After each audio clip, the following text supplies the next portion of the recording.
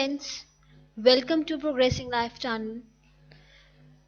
आज हम जो टॉपिक डिस्कस करेंगे उस टॉपिक का नेम है मार्केट डिमांड। डिमांड तो अपने वर्ड कभी सुना ही होगा कि हमें क्या चीज़ चाहिए, उसको हम डिमांड कहते हैं।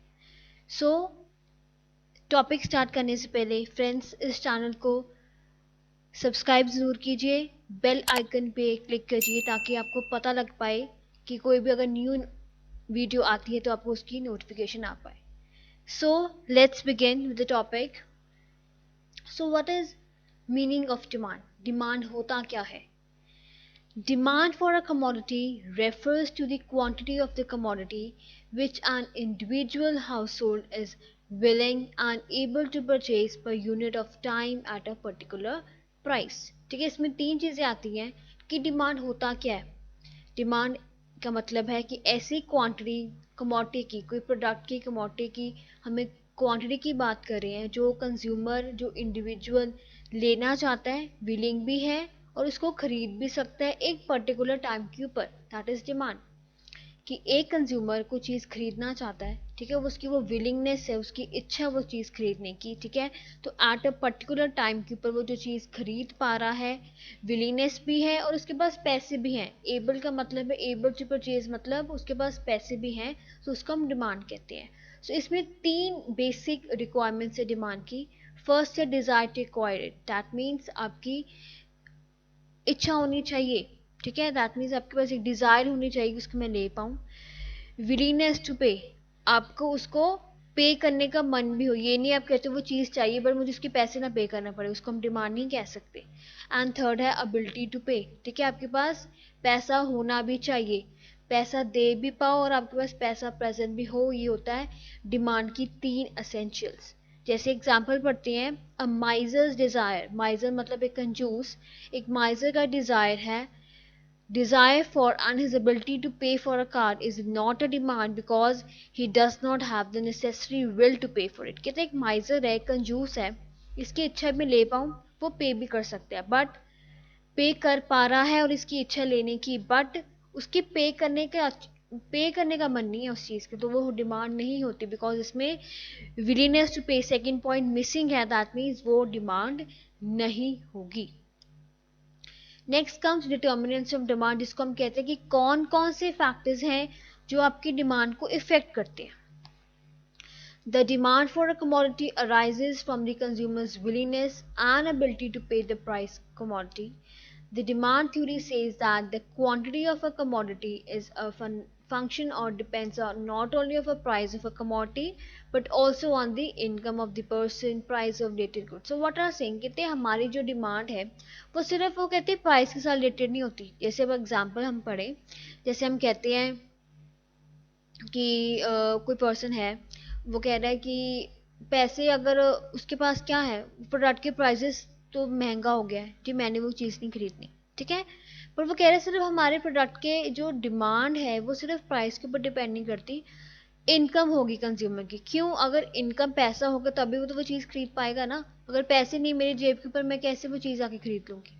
तो वो कह रहा है कि सिर्फ प्राइस के ऊपर डिपेंड नहीं करती, और भी बहुत सी चीज़ें हैं जिसके ऊपर मेरी डिमांड डिपेंड करती है, ठीक है। वो उसको हम डिटर्मिनेंट्स कहते हैं कि किसके ऊपर, प्राइस के अलावा मेरे और कौन से डिटर्मिनेंट्स है जिसके ऊपर मेरी डिमांड डिपेंड कर रही है। सो हम पढ़ते हैं, एक इसमें डिफरेंट डिफरेंट डिटर्मिनेंट्स हैं। जैसे dx, हम जो इक्वेशन पढ़ेंगे, जैसे हमने पीछे इक्वेशन देखी है, dx इज f मतलब फंक्शन रिलेशन, इसका किसके साथ रिलेशन है, px py pz bet and u, ठीक है। ये आपके हैं, ये आपके फैक्टर्स हैं, ठीक है। ये फैक्टर्स कैसे कैसे स्टैंड अप करते हैं। dx stands for demand for item x, px हो गया आपका price of x, P Y हो गया प्राइस ऑफ सब्सिट्यूट। सब्सिट्यूट का मतलब है वैसे गुड्स, वो गुड्स जिसको हम दूसरी गुड्स की जगह पे यूज कर सकते हैं। बेस्ट एग्जांपल है टी एंड कॉफी। अगर आपको लगता है कि टी के प्राइसेस बढ़ गए हैं तो आप कॉफी में शिफ्ट हो जाते हैं। That is what price of substitutes. Price of complements, complements का मतलब होता है जो गुड्स हम, दो गुड्स इकट्ठे कंज्यूम कर रहे हैं, जैसे bread and butter, pen and ink, या कार एंड पेट्रोल, ये होते हैं सारे complements. B stands for income of the consumer, E stands for price expectation of the user, A stands for advertisement expenditure, T stands for taste and preference, and U stands for all other factors. So first आपका आता है price effect on demand. Demand for X is inversely related to its own price. Just for example, हम example से समझते हैं, आपको और clear होगा यहाँ से.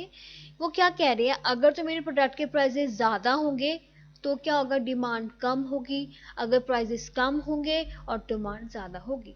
जैसे हम रियल वर्ल्ड एग्जाम्पल लेते हैं, पीछे हमारे जो 2-3-4 मंथ्स पहले क्या हुआ था, हमारे अनियन के प्राइसेस बहुत ज़्यादा बढ़ गए. ठीक है, सो प्राइसेस बढ़ गए, कंज्यूमर ने प्याज कम लेना शुरू कर दिया था. प्राइसेस अब थोड़े कम हो गए हैं तो लोगों ने फिर अपने पुराने जितना वो कंज्यूम करते हैं प्राइसेस की डिमांड उतनी ही बढ़ गई.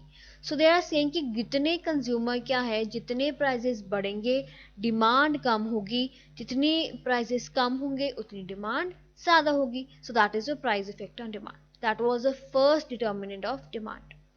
सेकेंड आता है substitute effect on demand. Substitute का मतलब है जो गुड एक गुड की जगह दूसरा यूज हो सकता है. ठीक है, जो मैंने आपको पहले ही बताया था.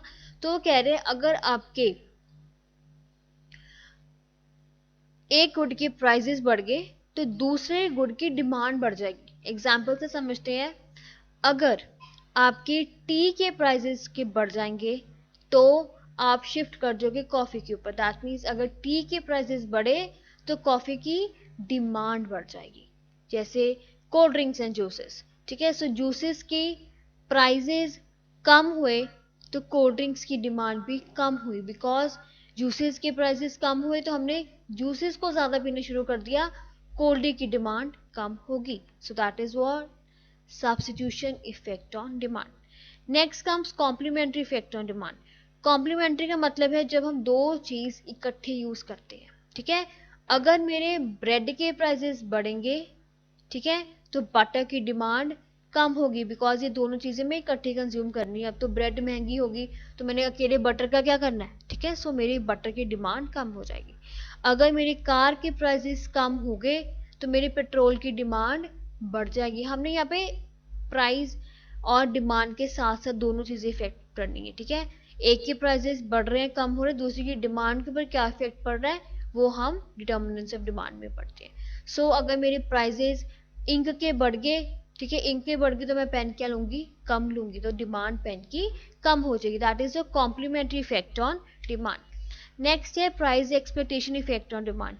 अगर आप सोचते हैं कि कमिंग ईयर में आके, कमिंग टाइम में आके एक गुड के प्राइसेस कम हो जाएंगे तो वो चीज़ आप आज कम खरीदोगे, फ्यूचर में ज़्यादा खरीद लोगे. ठीक है, that is what price expectation. अगर आपने सोचा, हम प्याज की फिर एक सेम एग्जांपल कंटिन्यू करते हैं, आपको याद रहेगा ये. प्राइस एक्सपेक्टेशन का मतलब है कि अगर आपने पहले से पता था आपको, मेरे जैसे आपको लग रहा था कि हाँ नवंबर दिसंबर जाके ना प्याज की प्राइसेस बढ़ जाएंगे, तो लोगों ने क्या किया था, उसको स्टॉक करना शुरू कर दिया था. दैट मीन्स उनको पता था कि फ्यूचर में प्राइसेस के बढ़ेंगे तो आज हम प्याज को पहले ही स्टॉक कर लें. बहुत चीज़ें हम स्टॉक कर लेते हैं, फिर हम चीज़ महंगी बेचते हैं. जैसे फ्रूट्स, एप्पल हम स्टॉक कर लेते हैं, स्टोर कर लेते हैं एप्पल, फिर हम उसको मार्केट में महंगी बेचते हैं. That is price expectation effect on demand.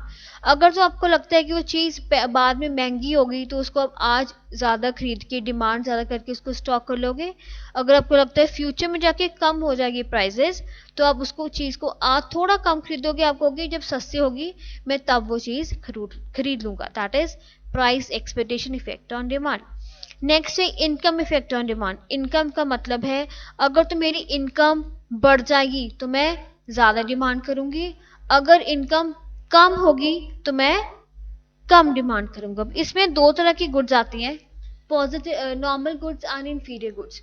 Normal goods का मतलब है जो चीज़ थोड़ी अच्छी क्वालिटी की है, एंड इन्फीरियर मतलब low quality goods. That is, अब वो कह रहे हैं कि अगर मेरी इनकम बढ़ गई तो मैं ऑब्वियसली अच्छी चीज़ खरीदूंगी, अच्छी क्वालिटी की चीज़ खरीदूंगी. मुझे क्या पड़ी कि मैं बेकार चीज़ खरीदूं, लो क्वालिटी गुड्स खरीदूं. नो, अगर मेरी इनकम बढ़ गई है तो मैं नॉर्मल गुड्स को ज़्यादा खरीदूंगी एंड इन्फीरियर गुड्स को कम खरीदूंगी. And vice versa. Vice versa मतलब उल्टा. अगर मेरी इनकम कम हो चुकी है तो मैं इन्फीरियर गुड्स, दैट मीन्स बाजरा वगैरह, टोन मिल्क, दैट मीन्स मैं वो चीज़ें ज़्यादा खरीदूंगी, नॉर्मल गुड्स कम खरीदूंगी. नेक्स्ट है प्रमोशन इफेक्ट ऑन डिमांड। जितनी मैं ज़्यादा प्रमोशन करूंगी मेरा प्रोडक्ट उतना ही सेल ज़्यादा होगा, उतनी अवेयरनेस मेरी ज़्यादा बढ़ेगी, सो मेरा प्रोडक्ट उतना ही ज़्यादा सेल होगा। Next very very important topic comes out to be law of demand. क्या कहता है law of demand? Law of demand explains the functional relation between a price of a commodity and the quantity demanded of the commodity. कहते हैं हमें ये relation बताता है product का प्राइस और मैंने कितनी क्वांटिटी डिमांड की है। So that is law of demand. It is observe that the price and demand are inversely, मतलब उल्टा रिलेशन है। अगर तो प्राइसेस बढ़ जाएंगे डिमांड कम होगी, प्राइसेस कम होंगे डिमांड बढ़ जाएगी। दैट इज इनवर्स, उल्टा रिलेशन है दोनों में, opposite relation है, which means that the two move in opposite direction. An increase in price leads to fall in quantity demanded and vice versa. That means वो कह रहे हैं कि अगर किसी चीज के प्राइसेस कम होंगे डिमांड ज्यादा होगी, और वाइस वर्सा मतलब है अगर प्राइसेस कम होंगे तो डिमांड ज्यादा हो जाएगी। That is law of demand. So हम एग्जाम्पल पढ़ते हैं। एट द प्राइस ऑफ ₹10 पर आइसक्रीम, ठीक है, एक आइसक्रीम के रुपीज कितने थे चार्जेस? ₹10 की आइसक्रीम थी, तो कंज्यूमर ने 5 आइसक्रीम खरीद ली, ठीक है। अब 10 से 15 रुपए होगी आइसक्रीम, और वो सेम कंज्यूमर अब 3 आइसक्रीम खरीद ले। देखा हमने वही पढ़ा law of demand. Law of demand क्या होता है? अगर प्राइसेस मेरे कम है क्वांटिटी ज्यादा खरीदूंगी, अगर प्राइस ज्यादा होगी तो क्वांटिटी कम खरीदूंगी। That is law of demand. ये हम अपने कंज्यूमर के पॉइंट ऑफ व्यू से सोचते हैं कि अगर चीज सस्ती है तो उसको हम ज्यादा खरीद लें, अगर महंगी हो रही है तो उसको हम कम खरीदें। सो लेट्स सी कि हमने ये डायग्राम के थ्रू, ये डायग्रामेटिकली इसको हम कैसे रिप्रेजेंट करेंगे, डायग्राम के थ्रू इसको हमने कैसे शो करना है law of demand. So let's see. So हमने देखना है कि हमने डिमांड कर्व को कैसे बनाना है। हमने जैसे पढ़ा कि हमें जैसे जैसे हमारे प्राइजेस बढ़ते हैं हमारी डिमांड उतनी कम होती है, and vice versa. That means अगर हमारे प्राइजेस कम हो रहे हैं तो हमारी डिमांड इंक्रीज होगी। So you are given with the prices, आपके प्राइजेस गिवन है 20, फिर आपके हो गए प्राइजेस 15, देन 10 एंड देन 5। ये आपको प्राइजेस गिवन है and quantity demanded. That means जैसे जैसे आपके प्राइजेस कम होते जा रहे हैं आपकी क्वांटिटी डिमांडेड बढ़ती जा रही है। सो पहले 20 प्राइस के ऊपर आपकी क्वांटिटी डिमांडेड थी 10, फिर प्राइजेस कम हुए आपने अपनी डिमांड को बढ़ा दिया, ये होगी 15। फिर ये प्राइसेस और कम हुए आपकी डिमांड और बढ़ गई, दैट मीन्स 15 से हमारी डिमांड बढ़ गई 20 के ऊपर। अब 10 के प्राइसेस और कम हो गए, 10 से 5 आ गए तो हमारी डिमांड बढ़ गई 20 से 25 यूनिट। सो दैट इज जैसे जैसे मेरी प्राइसेस कम हो रहे हैं मेरी डिमांड क्या है? बढ़ती जा रही। सो यही हम एक डायग्राम के थ्रू समझेंगे। That is what your law of demand. X axis के ऊपर आपकी आती है quantity demanded, and on Y axis आपके आएंगे प्राइस। सो हम इसको प्लॉट करेंगे 5, 10, 15, 20 and 25, 5, 10, 15, 20, 25। Same on this side. अब हम इसके साथ प्लॉट करेंगे। 20 प्राइजेस थे, डिमांड मेरी थी 10। सो 20 मेरी प्राइस है जो हमने वाई एक्स के ऊपर प्लॉट किया है, एंड मेरी डिमांड कितनी है? 10। सो हम इसको ज्वाइन कर देते हैं दो पॉइंट्स को। नेक्स्ट है मेरी प्राइसेस कम हो गई 15, मेरी डिमांड बढ़ गई 15, दैट मीन्स 10 से मेरी 15 आ गई। सो ये मेरी प्राइसेस कम हुए 15 और मेरी डिमांड बढ़ गई 15। नेक्स्ट मेरी प्राइसेस कम हुए 10 पे आ गए, डिमांड बढ़ गई 20 पे, दैट इज फिर मेरी प्राइसेस कम हुए 10 पे आए, डिमांड बढ़ गई 20 यूनिट्स, एंड लास्ट प्राइजेस 10 से मेरी 5 आ गए, डिमांड बढ़ गई 20 से 25 तक। सो दैट मीन्स हम क्या करेंगे, अब इसको लाइन को ज्वाइन कर देंगे, that is your demand curve. So that is your कि हम यही हमने जो अभी पीछे डिस्कस किया कि जैसे जैसे मेरी प्राइजेस कम होंगी मेरी डिमांड बढ़ जाएगी, and vice versa. That means अगर मेरे प्राइजेस बढ़ेंगे तो मेरी डिमांड कम हो जाएगी। वो भी हम डायग्राम के थ्रू समझते हैं, आपको और क्लियर होगा।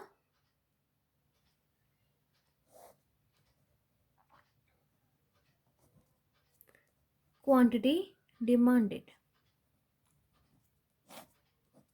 प्राइजेस मैंने पहले थे 5 रुपीज़, क्वांटिटी में डिमांड करी थी 25 यूनिट्स। अब मेरे प्राइजेस 5 से 10 रुपीज़ बढ़ गए, मतलब 5 रुपये हो गए और बढ़ गए, तो मेरी डिमांड मैंने कम कर दी, उसको मैंने 20 पे ले, बिकॉज चीज़ महंगी हो गई है। ठीक है, जैसे हम अपने रियल वर्ल्ड की एग्जांपल लें, जैसे हमारे पीछे मंथ्स में क्या था, अनियन के प्राइसेस बढ़ गए थे, तो लोगों ने अनियन को क्या किया था, कम लेना स्टार्ट कर दिया था। तो यही है कि जैसे जैसे प्राइसेस बढ़ जाते हैं हम उसकी डिमांड कम कर देते हैं। तो मेरे प्राइस फिर 10 से 15 हो गए, और मेरी डिमांड कैसे कर दी मैंने, उसको और कम कर दिया, प्राइजेस और बढ़ गए, डिमांड और कम होगी। सो यही हम फिर हम इसमें डायग्राम के थ्रू समझते हैं। एक्स एक्स के ऊपर मेरे आएंगे quantity demanded, and Y axis मेरी आएगी यहाँ पे प्राइस। So 5, 10, 15, 20 and 25।